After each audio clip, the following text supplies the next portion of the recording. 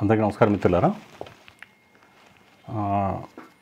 మనకి బిఎస్ఎన్ఎల్ సంబంధించి దేశంలో వివిధ ప్రాంతాల్లో ఉన్న వాళ్ళ ఎక్స్చేంజీల్లో ఉన్న ఏదైతే ల్యాండ్స్ ఉన్నాయో వాటిని అమ్ముతున్నట్టుగా ఈ మధ్యకాలంలో పేపర్లో స్టేట్మెంట్స్ వస్తున్నాయి వాళ్ళ ఆఫీసర్స్. తర్వాత ఇక్కడ వెబ్సైట్ కూడా ఒకటి ఓపెన్ చేశారన్నమాట. అది ఏంటంటే వర్చువల్ డేటా రూమ్ అని దాని కింద ఒక వెబ్సైట్ కూడా ఓపెన్ చేసి ఇదేంటంటే నేషనల్ ల్యాండ్ మానిటైజేషన్ కార్పొరేషన్, అదొక ఎన్ఎల్ఎంసి వాళ్ళు ఈ మొత్తం ఈ ప్రాసెస్ అంతా చేస్తున్నట్టుగా దాని ఎన్ఎల్ఎంసి ఒకటి ఎస్టాబ్లిష్ చేసి దాని కింద ఈ ల్యాండ్స్ అన్నీ కూడా దేశంలో వివిధ ప్రాంతాల్లో బిఎస్ఎన్ఎల్ కింద ఉన్న ల్యాండ్స్ అన్నింటి కూడా వాళ్ళు దీనికి ఏం పేరు ఏంటంటే ఇది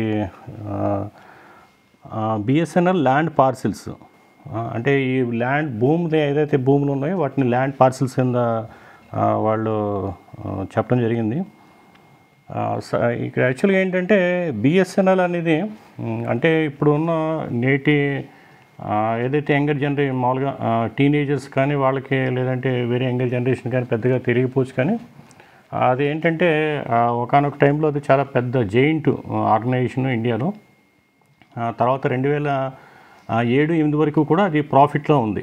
తర్వాత ఏంటంటే ఏదైతే కొత్త కంపెనీస్ ఏదైతే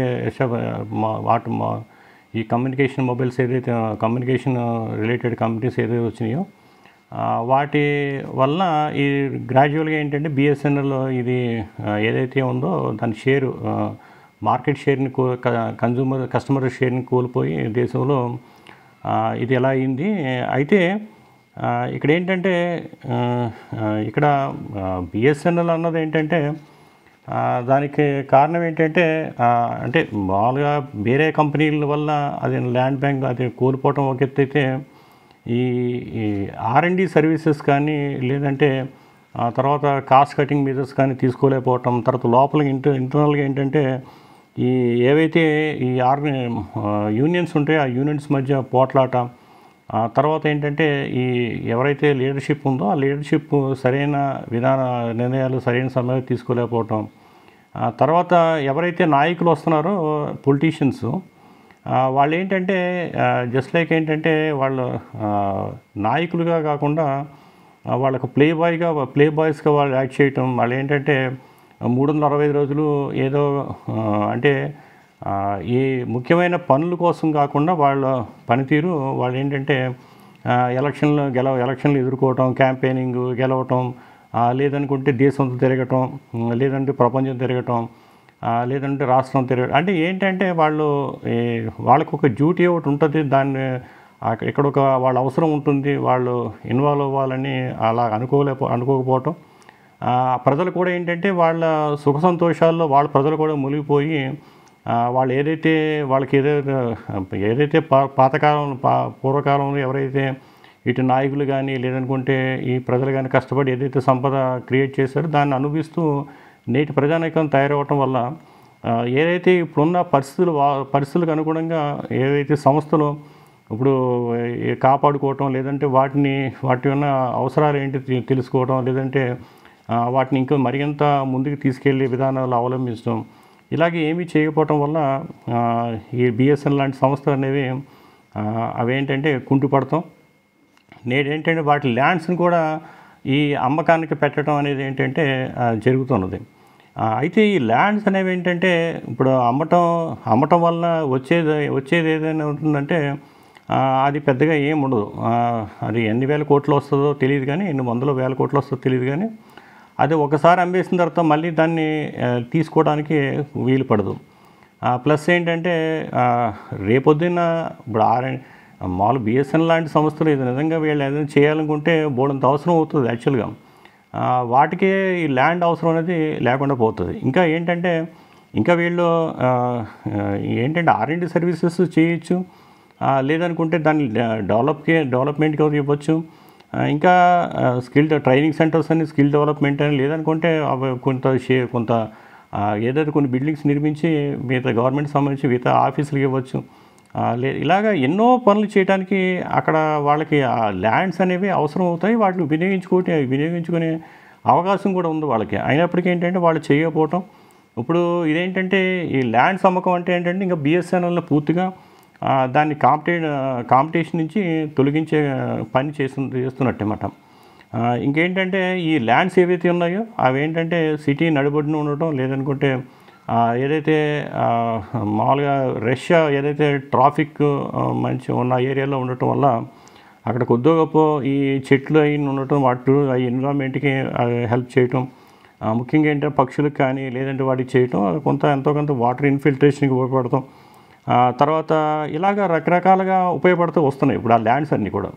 అయితే ఇప్పుడు రేపొద్దున్న వీళ్ళు ల్యాండ్ సేల్స్ చేసిన తర్వాత వచ్చేవాళ్ళు ఎవరైతే ఉంటారో వాళ్ళు ఏదో కమర్షియల్‌గా ఏదో ఒక షాపింగ్ మాల్ కట్టుకుంటారు, లేదనుకుంటే ఒక మల్టీప్లెక్స్ థియేటర్ కట్టుకోవటం, లేదంటే ఈ క్లోత్ షోరూమ్ పెట్టుకోవటం. అంటే ఏంటంటే కొత్తగా వాళ్ళు చేసేదంటూ ఏమి ఉండదు. రెగ్యులర్గా ఎక్కడైతే ఉన్నాయో ప్రతి ఊర్లోనూ ఏవైతే ఉన్నాయో గ్రాసరీ షాప్స్ మామూలుగా ఈ క్లోత్ షాప్స్ కానీ, లేదనుకుంటే ఎలక్ట్రానిక్స్ కానీ, థియేటర్స్ కానీ, ఇంక ఇవే లేదంటే ఈ ఏదైతే ప్లే జోన్స్ ఏదైతే ఉంటాయో అవి పెట్టుకోవటం.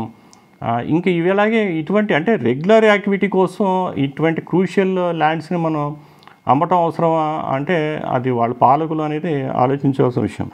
ఇక్కడ ఏంటంటే పూర్తిగా ఏంటంటే నెగ్లిజెన్స్ దాంట్లో ఉన్న ఏంటంటే వాటిల్లో నాయకులు అందుబాటులో లేకపోవటం, ఈ ఎవరైతే ఉన్నారో వీళ్ళు వీళ్ళు ఎవరైతే ఆఫీసర్స్ ఉంటారో వాళ్ళు సరిగ్గా వాళ్ళు నిర్ణయాలు తీసుకోలేకపోవటం, తర్వాత ఏంటంటే వాళ్ళు కమిటెడ్గా పనిచేయకపోవటం, యూనియన్స్ అన్న వాళ్ళు ఏంటంటే వాళ్ళు స్వార్థపూరితం తయారవటం, ఇవన్నీ కూడా ఏంటంటే తయారవుతున్నాయన్నమాట. ఇప్పుడు చూసుకున్నట్టయితే ఇప్పుడు ఈ ల్యాండ్స్ అనేవి ఇవి రికరింగ్ కాదు, ఒకసారి అయిపోతే కనుక మళ్ళీ వెనక్కి రాను. ఇంకా ఇదే స్థాయిలో చూసుకున్నట్టయితే మనకి ఎయిర్ ఇండియా చూసుకున్నా, ఎల్ఐసి చూసుకున్నా, బిఎస్ఎన్ఎల్ చూసుకున్నా, ఇంకా steel factory, Vizag steel factory, ఇవన్నీ ఏంటంటే ఎవరైతే ప్రజలు ఉన్నారో ఇటువంటి నాయకుల్ని ఆరాధిస్తూ ఇటువంటి నాయకుల్ని వాళ్ళ మాటలకి మామూలుగా వాళ్ళు వెళ్తున్నారు, వాళ్ళే దీనికి బాధ్యత తీసుకోవాలి. అంటే నాయకులు అనేవాళ్ళు నాయకుల్ని తయారు చేస్తుంది ప్రజలు, అంటే వాళ్ళకి అవకాశం ఇస్తుంది ప్రజలు. ఇప్పుడు మాలాంటి వాళ్ళు ఎవరైనా పోటీ చేసినా మాకు 10 ఓట్లు కూడా రాని పరిస్థితి, కానీ వాళ్ళకి వేలు లక్షల మెజార్టీలు కూడా ఇస్తున్న పరిస్థితి అనేది నేటి పరిస్థితిలో కనిపిస్తుంది. సో ప్రజలు ఏ విధంగా రియాక్ట్ అవుతారు అన్నది అది వాళ్ళకే వదిలేద్దాం. ఇంకేంటంటే ఇవన్నీ కూడా చాలా అంటే ఈ ఎన్విరాన్మెంట్ లాసే కాకుండా తర్వాత ఏంటంటే ఈ ముందు ఎవరు కూడా ప్రభుత్వ ఉద్యోగాలు కానీ నోచుకోకుండా ఉంటారు.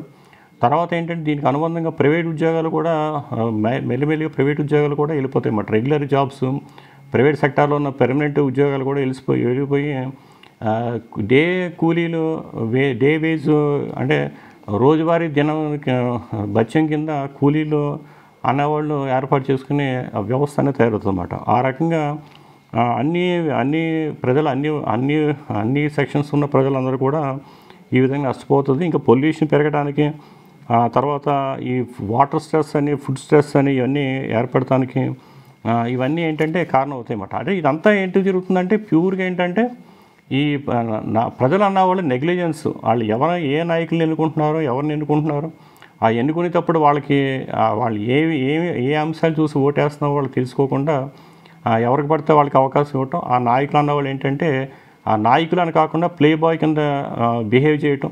వాళ్ళు ఏంటంటే ఇటు ఎన్నికల్లో గెలవటమే, అటు ఎంపీ ఎలక్షన్ నుంచి వాళ్ళు పార్లమెంట్ ఎలక్షన్లో, రాజ్యసభ ఎలక్షన్లో, ఇక్కడి నుంచి ఈ కార్పొరేషన్ ఎన్నికల వరకు కూడా